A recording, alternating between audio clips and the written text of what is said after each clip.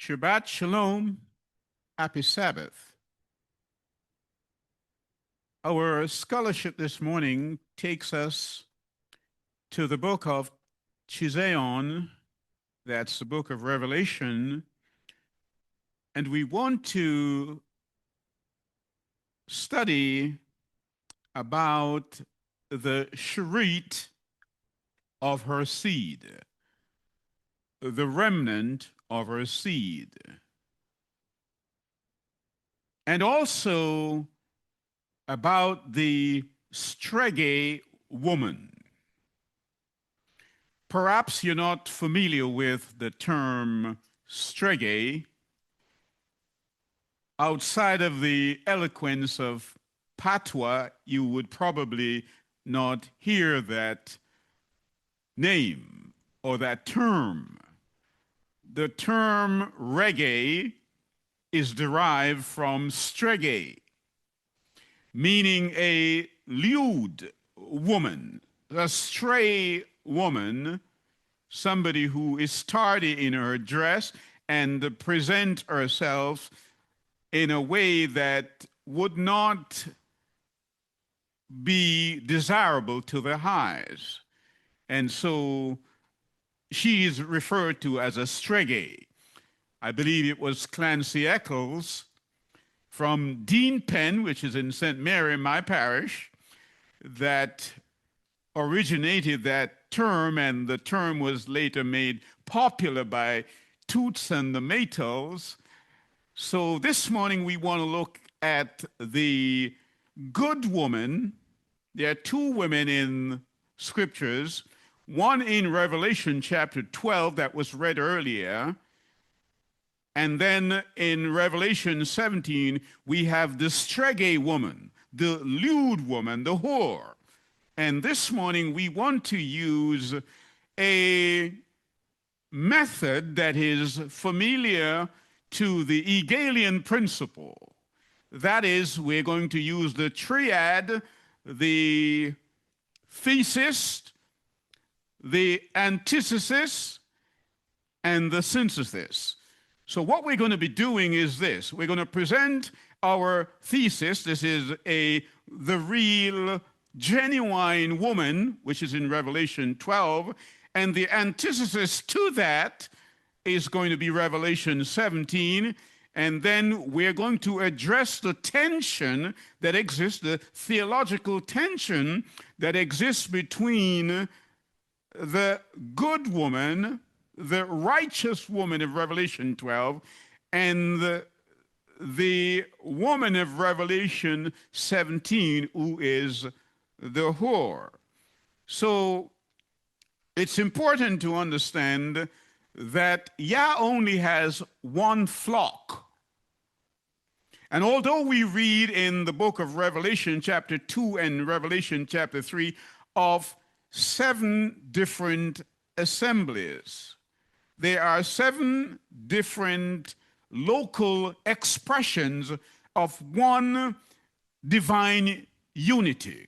So the historical diversity of the local functioning of the church must be understood within the context of Hebrew, that's Hebrews chapter 12 and verse 23, where Yah says, to the general assembly. There is one general assembly that is headquartered in the Shemaim, in the heaven, and all the other churches that meet each week, they are connected to, are supposed to be connected to. You maintain your connection by way of your obedience to Yah's word. We need to understand that. So we're going to start with the thesis.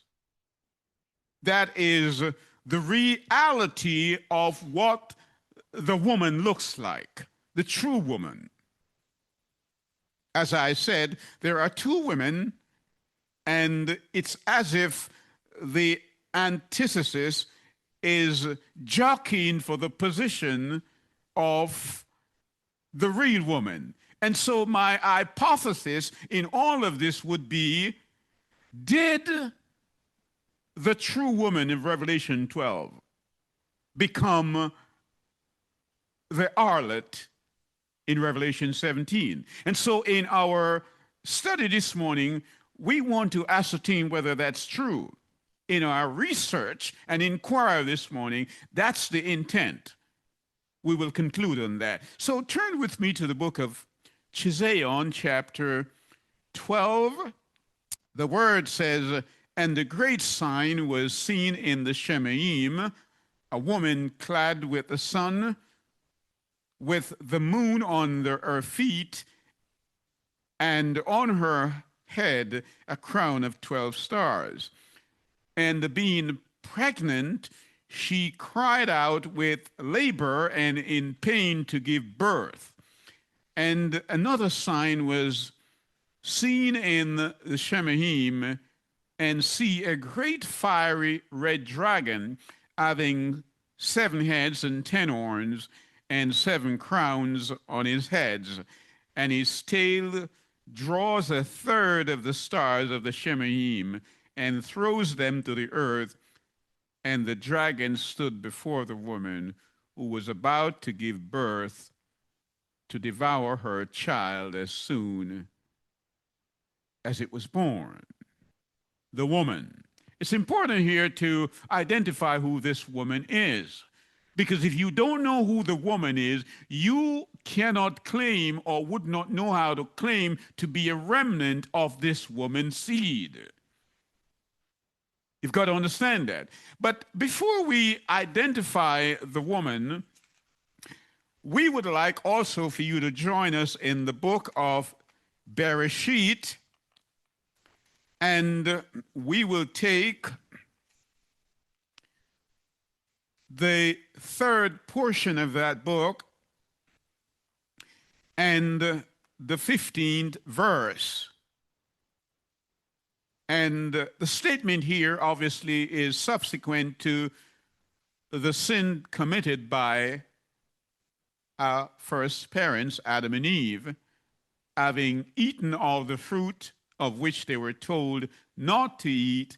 Yah then said, and I will put enmity between you and the woman. So the prophecy begins here. And between your seed and her seed, he shall crush your head, and you shall crush his heel. So Bereshit 3:15 makes the first reference of the woman. And so there is going to be a long enmity, war between these two women.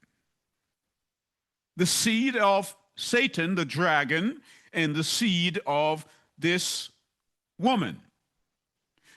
The word says this woman was pregnant. She was with child, and she gave birth to a male child. We know that male child is Yeshua.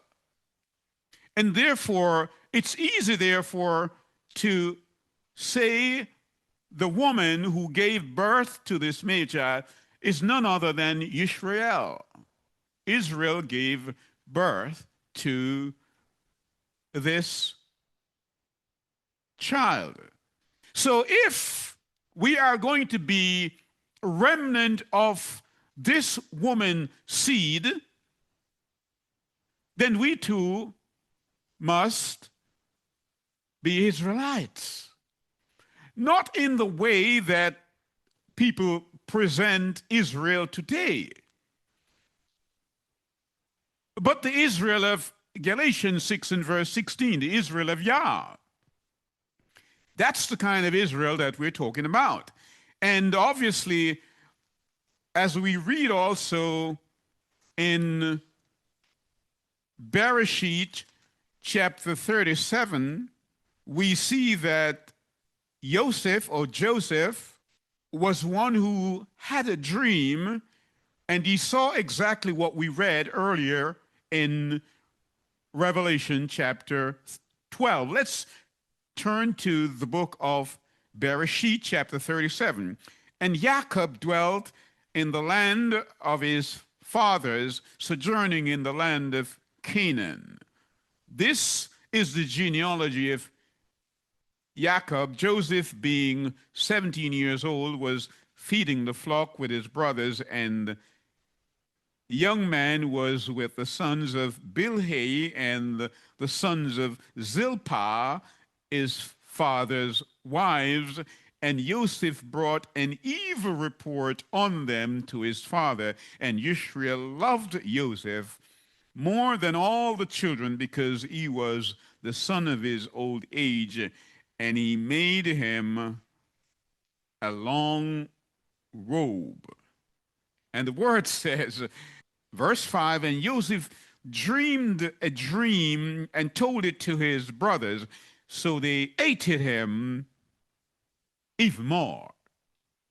And he said to them, please listen to this dream which I dreamed. See, we were binding sheaves in the midst of the field, and see, my sheaf rose up and also stood up, and see, your sheaves stood all around and bowed down to my sheaf.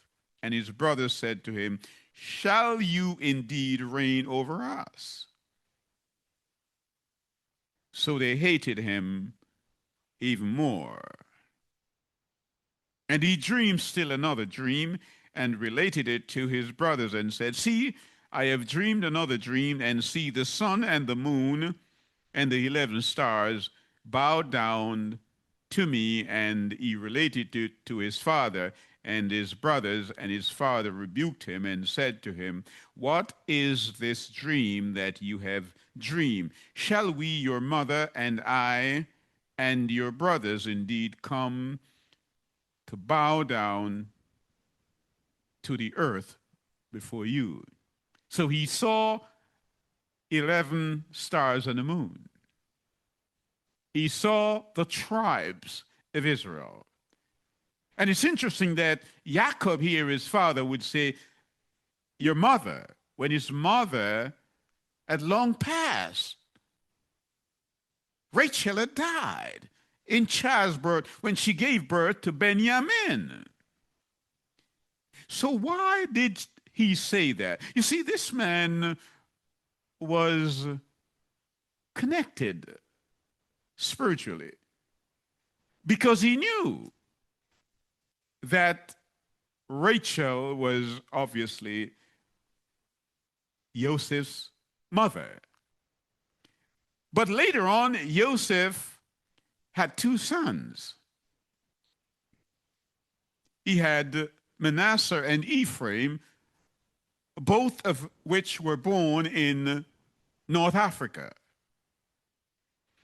And in chapter 48, we read that when he was getting old, he decided to bless them, and he placed his name on these two boys and said, let my name Israel, be on them.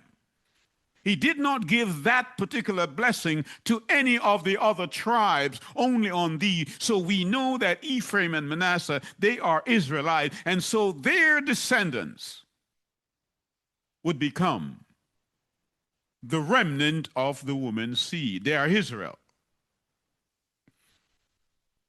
That's the biology of the text. Now, I'm not saying that this is all Israel, because we learn clearly that the person who accepts Yeshua through baptism and through faith, that person also by adoption becomes Israel. And so Nicodemus understood that it's not about birthright, but I wanted to make that biological point.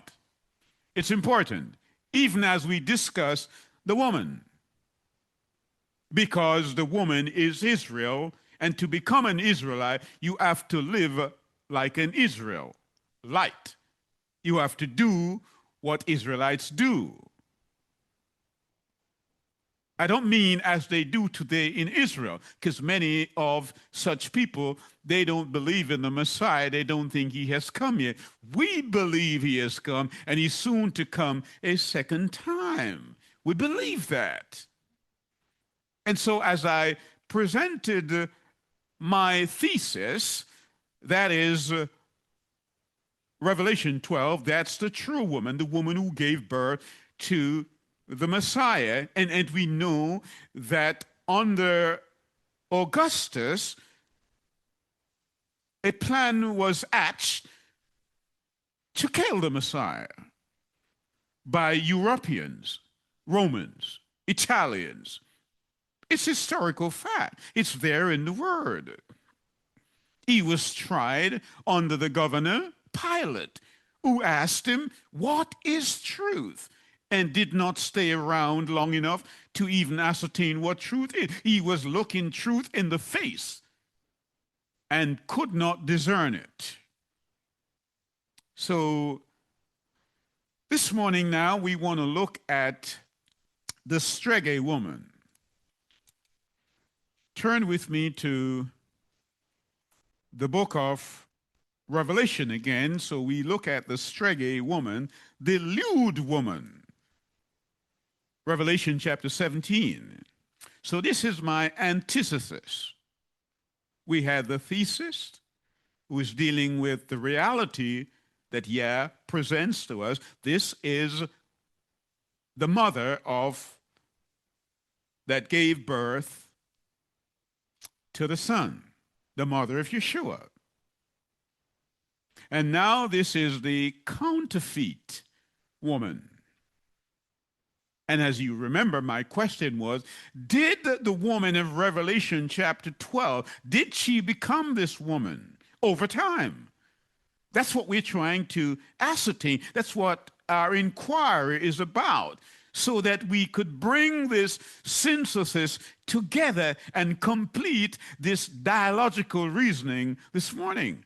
That's what we're about. So come with me to Revelation chapter 17, and one of the seven messengers who had the seven bowls came and spoke with me, saying to me, "Come, I shall show you the judgment of the great whore sitting on many waters," meaning sitting among many people. Because in Revelation 17 and 15, we know that water represents people, with whom the sovereigns of the earth committed warring, of the inhabitants of the earth were made drunk with the wine of her whoring. Now, understand what's happening here. Yohanan is telling us that the merchants of the earth, those who buy and sell oil and all other commodities, they have a relationship with this woman, this whore, this church, this seductive counterfeit of a woman, this harlot, this Strege woman. We're not talking dancehall language here this morning, but you understand what I'm saying. She's lewd. And so we are making this contrasting look at this woman with the one in Revelation chapter 12. And he carried me away, verse 3, in the Roach, in the wilderness. Notice in Revelation chapter 12, that woman was also taken into the wilderness, where she stayed for 1,260 years. This woman is also in the wilderness. So my question emerges again. Did the woman of Revelation chapter 12 become this woman? We want to know. Inquiring minds want to know. And so this woman here, and I saw a woman sitting on a scarlet beast. Hold that color in mind. Covered with names of blasphemy. Perhaps you're saying, no, no, no, that woman could not have ended up this way. And you may have good reason to say that, but we are inquiring. Having 7 heads and 10 horns, and the woman was dressed in purple and scarlet and adorned with gold and precious stones and the pearls, holding in her hand a golden cup filled with abomination and the filthiness of her whoring. She's a prostitute. She's a woman of the night.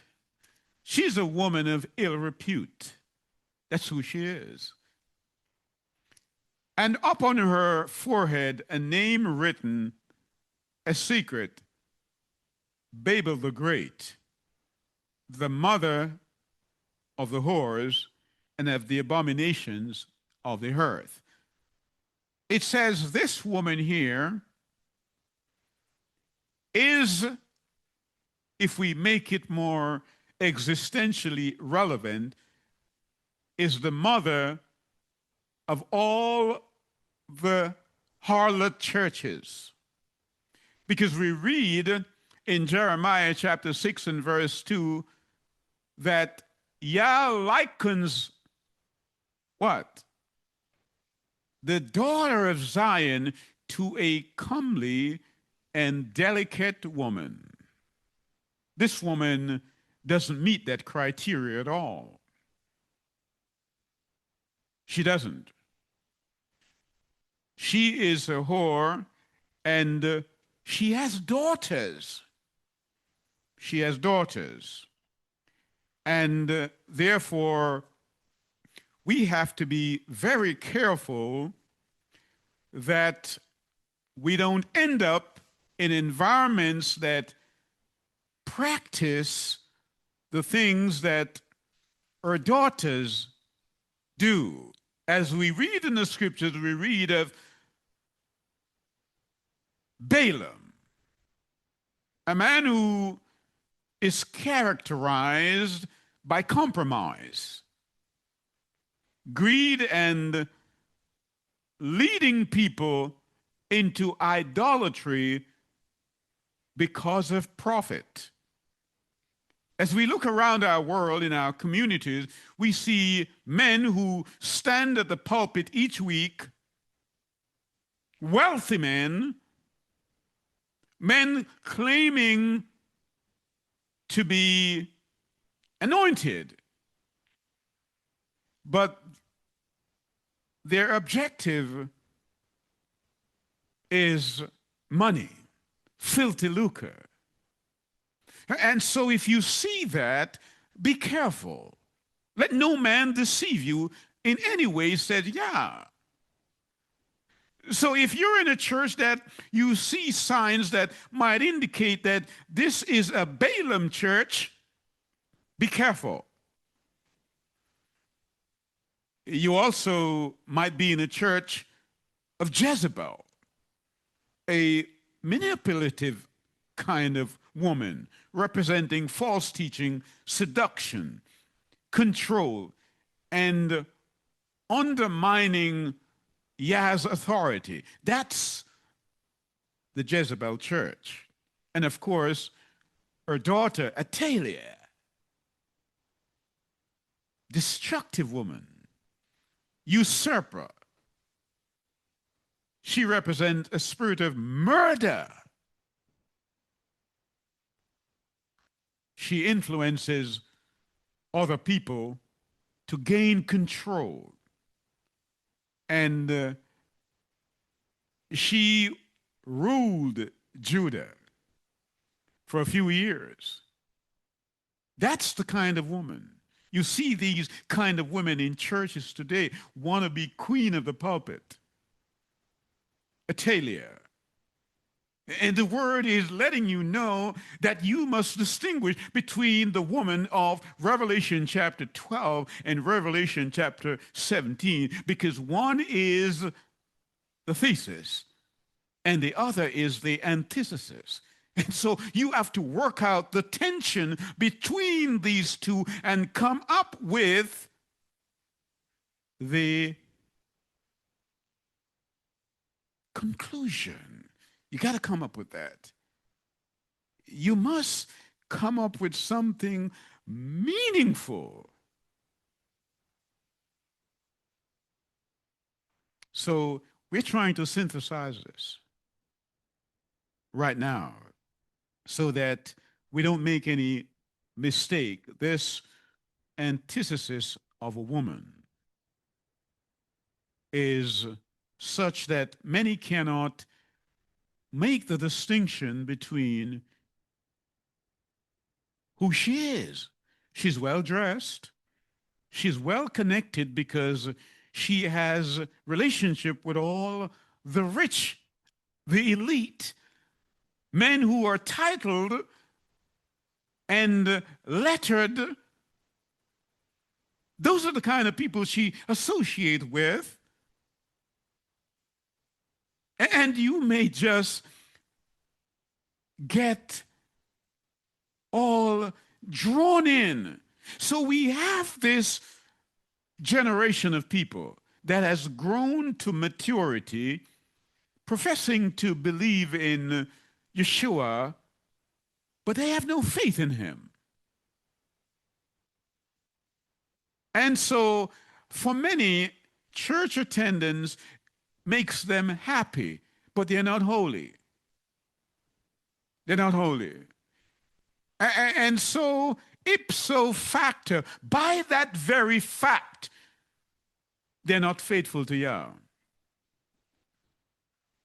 So, Balaam, Jezebel, and Athaliah are not merely historical, biblical figures that we read about. No, they are prototypes of attitudes and spirits representing patterns of behavior that we see in the existential churches today. Destructive personalities that exist in the assemblies. So we've got to be very, very careful. So I want you to go back with me to Revelation chapter 3.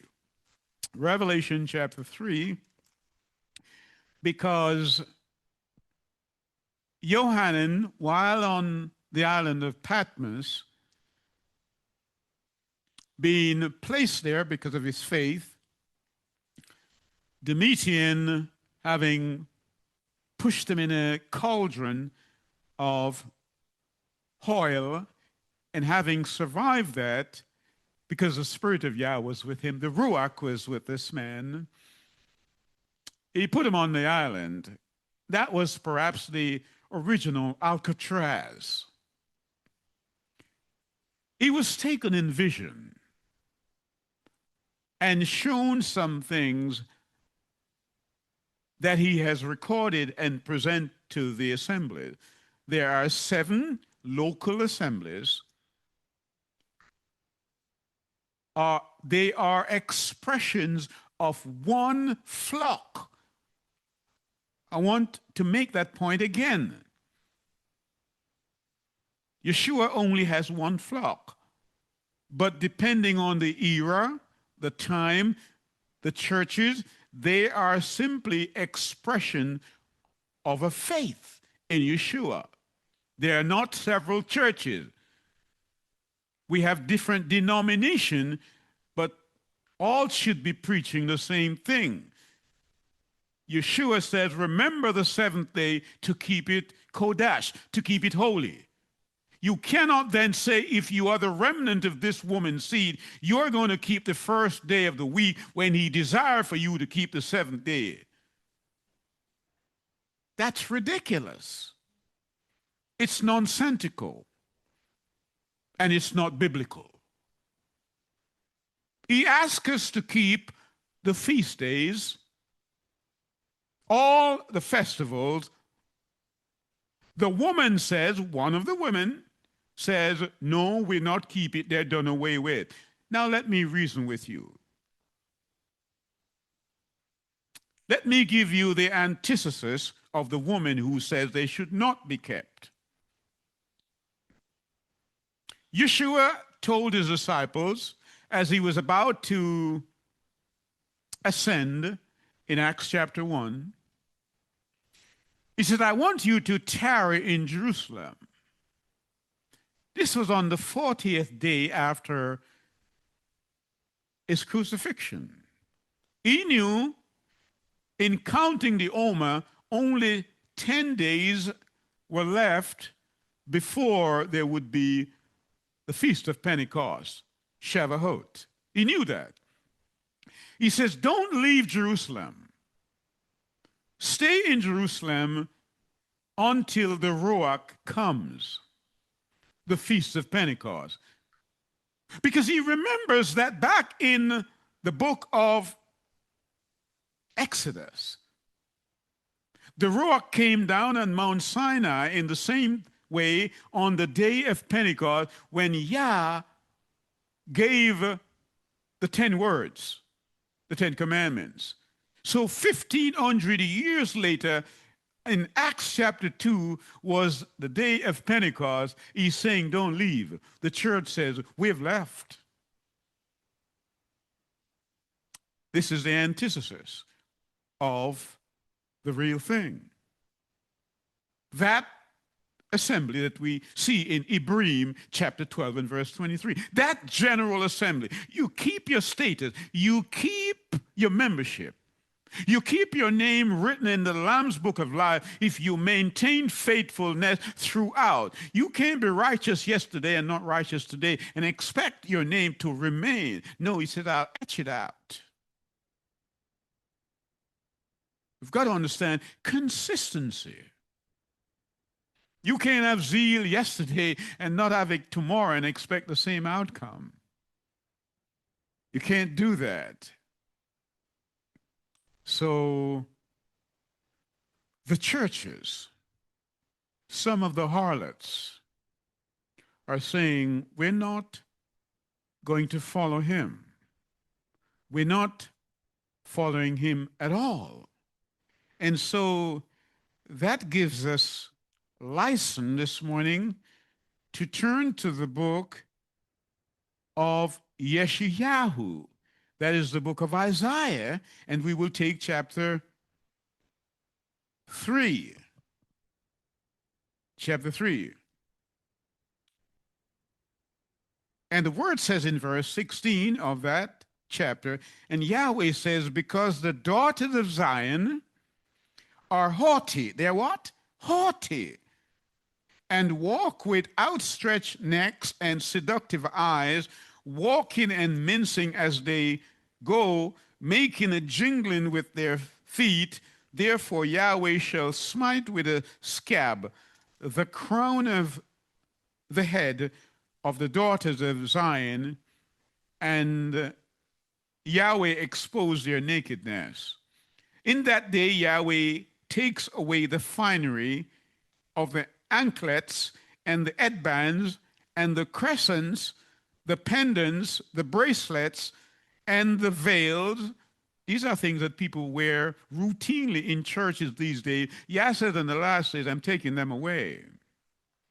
The headdresses and the leg ornaments and the sashes and the perfume flask and the amulets and rings and the nose jewels and costly robes and the cloaks and the shawls and the purses, the mirrors and the fine linen and the turbans and the large veils. And it shall be, instead of sweet fragrance, a smell of decay.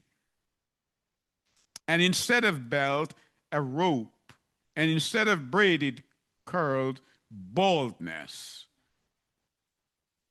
And instead of festal robe, a girding of sackcloth, and the branding instead of loveliness.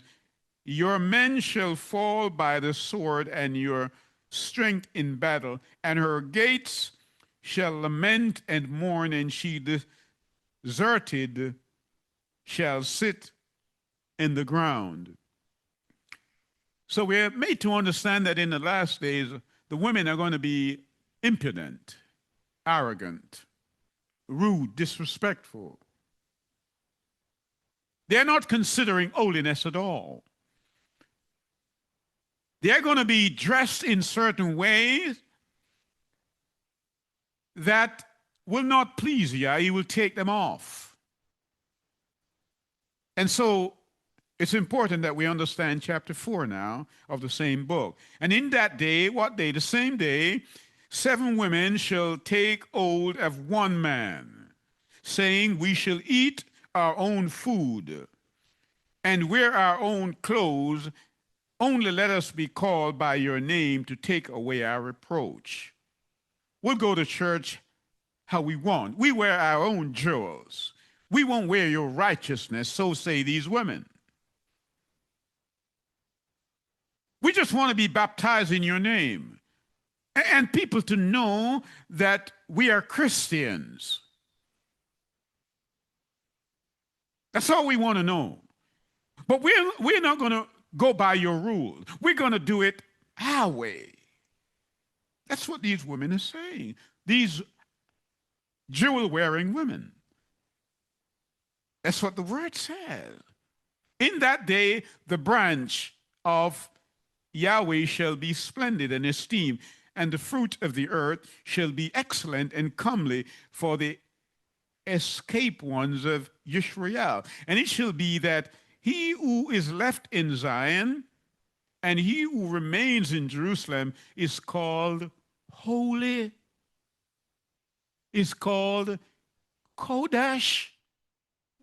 You cannot war and prostitute yourself at this time. You must be holy. Everyone who is written among the living in Jerusalem, when Yahweh has washed away the filth of the daughters of Zion. So he's trying to cleanse these whores. Remember, these 7 women represent the 7 eras of the 7 assemblies we see in Revelation chapter 2 and Revelation chapter 3. So I'm going to ask you now to come back to Revelation so that we can look at this thing again. Because we have presented the thesis and the antithesis. Now we are dealing with the tension between these 2 women so we can produce the synthesis. Chapter 3, Revelation, verse 14. And the messenger of the assembly, this is the last of the 7 women. Remember, we just read in Isaiah chapter 4 that in this last day, 7 women, Ephesus, Smyrna, Pergamum, Thyatira, Sardis, Philadelphia, and Laodicea, all of them are going to hold on to one man, aspects of them. But the aspects of them that hold on to this man are going to be saying, we will not wear his righteousness. We will not keep his feast. We will not keep his Sabbath. All we want is his name. I wonder now if you are at the stage where you're thinking you might well be in Atalia, Balaam's, or Jezebel's church if you're not doing what the good woman of Revelation 12 wants you to do. So, this woman, Laodicea, the last of them, writes the Amen, the trustworthy and the true witness, the beginning of the creation of Yahweh, says that I know your works, Laodicea. I know it. You can't hide. Don't be like a cockroach, because every time I turn the light on you, you run between the crevices. Laodicea, I know your works, that you are neither cold nor hot. I would rather you were cold or hot. I realize, Laodicea, that you're getting your water from Iopolis.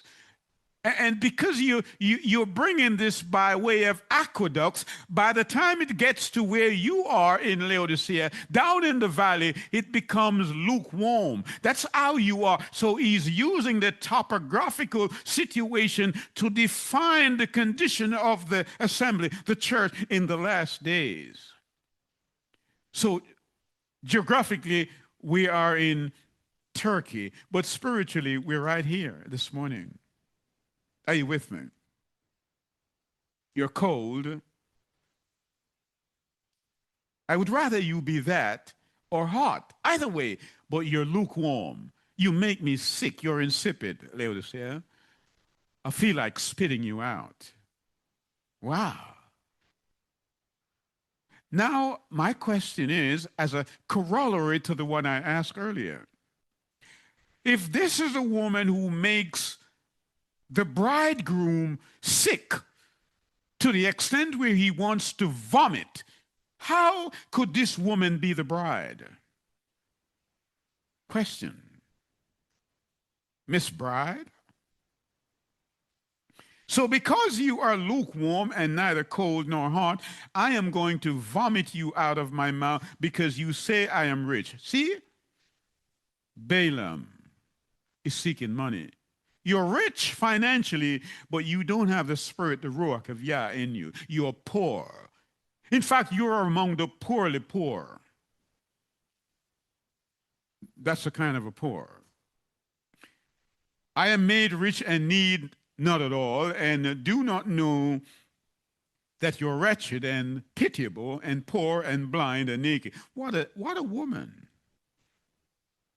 She's blind, meaning she can't see. She's neither seeing with her eye or with her pineal glands.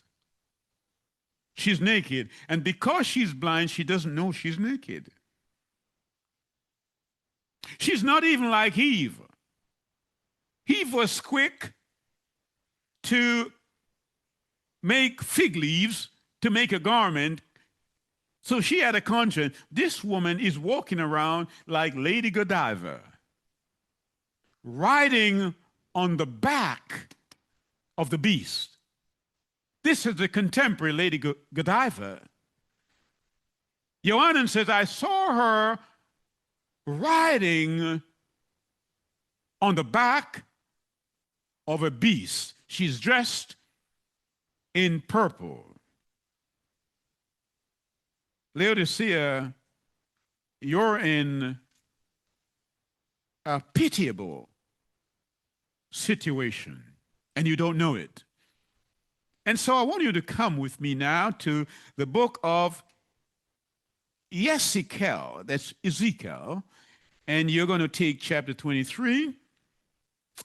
And the word of Yahweh came to me saying, I'm reading from verse 1, Son of man, there were two women, here they are again, two women, daughters of one mother, and they whored. They did what? Both women prostituted themselves. When? While in their youth. Now, shall we not frame this existentially? Yes, we should.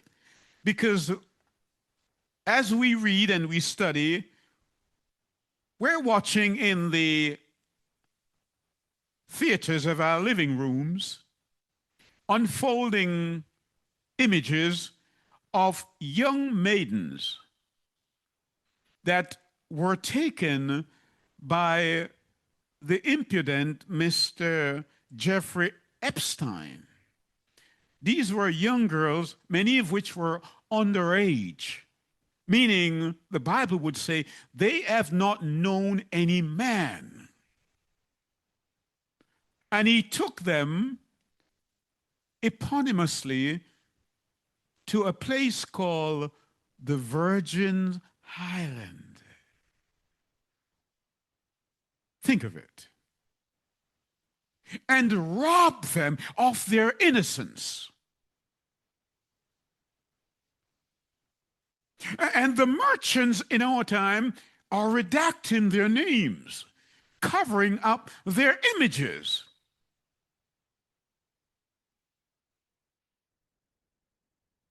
In preparation for the third woe. Woe unto you. And a double woe for doing that. We should have allowed these children, suffer these children to come unto Yah and forbid them not. For such is the kingdom of Yah, yet you have robbed them of their innocence and protecting the beastly, brutal felons that have done this to them. So these two women abhorred in their youth. They were not forced. They volunteered themselves. There their breasts were handled and their maiden nipples were squeezed. You notice the writer here is being candid in ways that, would cause some to look the other way. And their names were Aholah and the elder Aholibah, her sister, and they were mine, and they bore sons and daughters. Yeah, they had children. And their names, Shemiron, that's Samaria, is Aholah, and Jerusalem is Aholibah. And Aholah whored while she was mine. Yah says, while she was mine, she prostituted herself. She gave herself to other men. And she lusted after her lovers and the neighboring Ahusharans, dressed in purple. Here it is again, that color. The woman of Revelation 17 is dressed in purple. And she's riding on the back of the beast. She's riding the state. Officers and rulers, all of them desirable young men, horsemen riding on horses. So she gave her whorings on them, all of them, choice sons of Ashur, and with all for whom she lusted, with all their idols she defiled herself, and she did not forsake her whoring from Mizraim, for in her youth they had lain with her, and they squeezed her maiden nipples, and poured out their whoring on her. Therefore I have given her into the hand of her lovers, into the hand of the Ashurians, that's Assyrians, for whom she lusted. They uncovered her nakedness. They took away her sons and daughters and slew her with the sword. And she became a byword among women, and they executed judgment on her. Wow. Yes, these two women were mine. And look how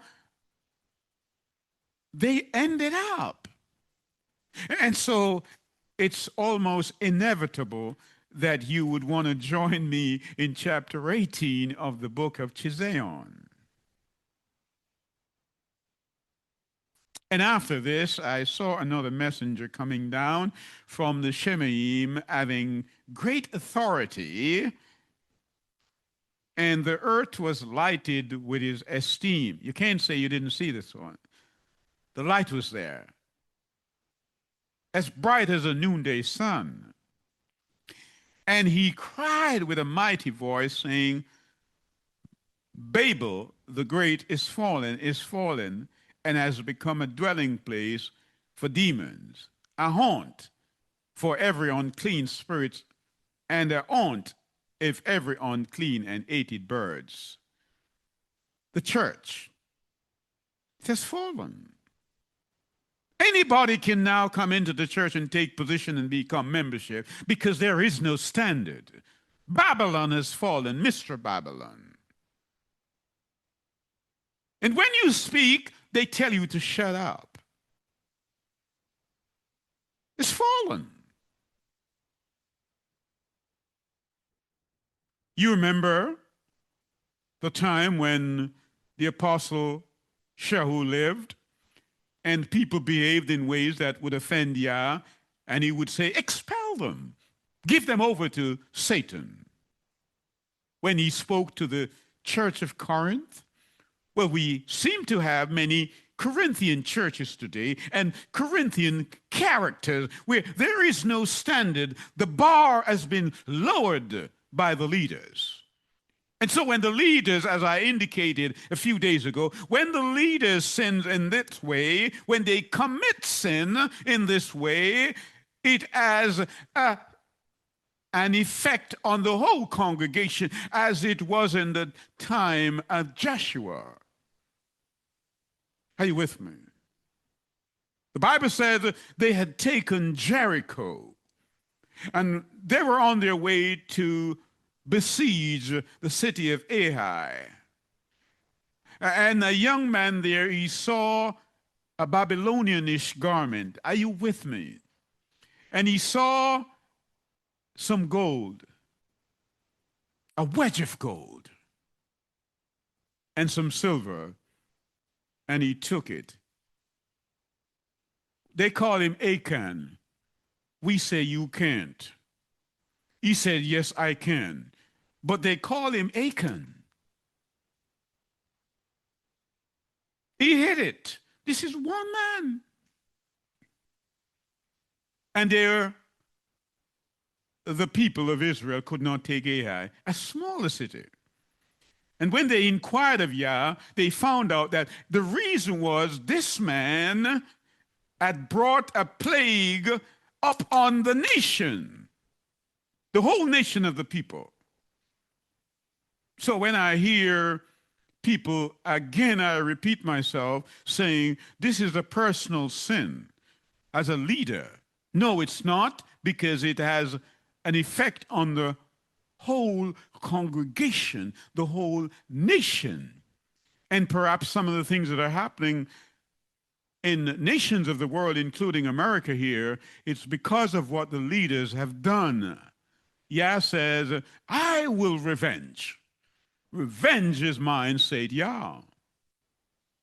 And so this angel here recognized the state of Laodicea, recognized how soon the Messiah is coming, that soon one day the sky will be all ablaze in its radiant form, and therefore there are some people who need to prepare themselves. And so verse 4 says, and I heard another voice from the Shemahim saying, come out of her. Come out of her, my people, lest you share in her sins and lest you receive her plagues. Come out of her. Yes, says, I have people in this assembly, these assemblies. But she has allowed herself to become so low in esteem, lowered my standard, not keeping my laws, not keeping my statutes, my command. She has ignored them. Not only has she done that, she has taught her daughters to do the same, and they're all whoring in the same way. They live in the red light district of this generation. Come out of her. Because you too, if you're not careful, you'll end up being friends with her pimps, the merchants. And so you're ready now to join me at verse 22. 22 says, and the sounds of the harpists and the musicians and the flutists and the trumpeters, hear it again, trumpeters, shall not be heard in you anymore at all. And the craftsmen of any trade shall be found in you anymore at all. And the sound of a millstone shall not be heard in you anymore at all. Verse 23, and the light of the lamp is gone out, shall not shine in you anymore at all. And the voice of the bridegroom, that's Yeshua, and the bride shall not be heard in you anymore at all. For your merchants, these are the people who were dealing with this woman of Revelation 17, the merchants. He said, your merchants were the great ones of the earth. He's talking about this particular time. These are the rich men who are controlling everything, all the commodities from oil to rice. They're controlling it. For by your drug sorcery, why do you think drug has become such an issue all over the world? And the pharmakia, that's the Greek for that. All the nations were led astray. All the nations of the world in these last days were led astray. They believe what they heard. There was no inquiry from them. They did not seek clarification. They did not seek the wisdom of Yah. They were led astray. And in her was found the blood of Nebiim, the prophets, and Kodeshim, and of all who were slain in the earth. Come out of her, my people. So, a corrupt woman indicates a corrupt church. For instance, as I indicated, the harlot, a holy bar, stood for backslidden Jerusalem. That was at the time of the center of Hebrew worship in the days of the prophet Ezekiel. And as we read that in chapter 23, 1 to 4, and Johanan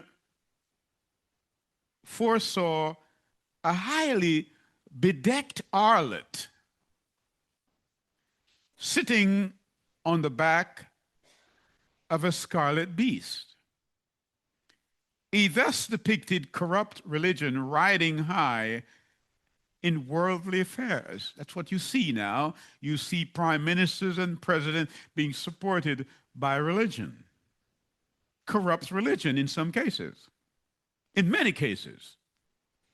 So in contrast, a pure woman presents a pure church, as we read off in Revelation chapter 12. That's Yah's true assembly. And so that's the church you need to aim for, to become the remnant of that woman's seed, not the woman of Revelation 17.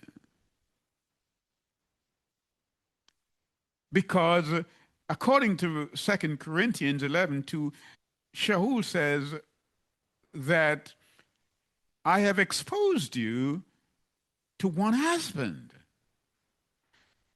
that I may present you as a chaste virgin to Yeshua. I've done that.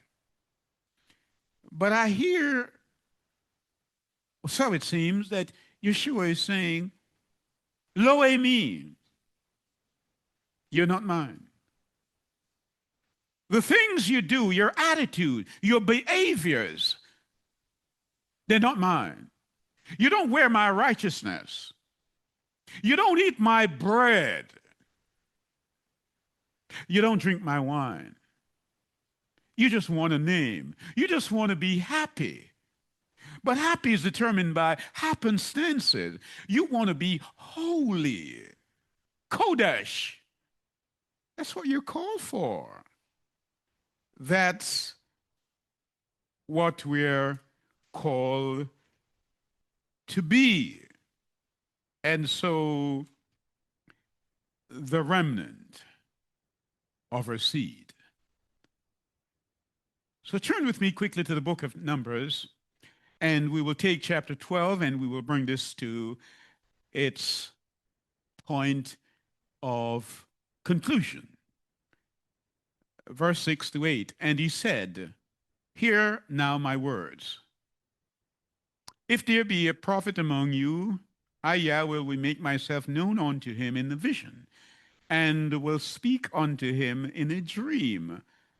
My servant Moshe is Not so, who is faithful in all mine house.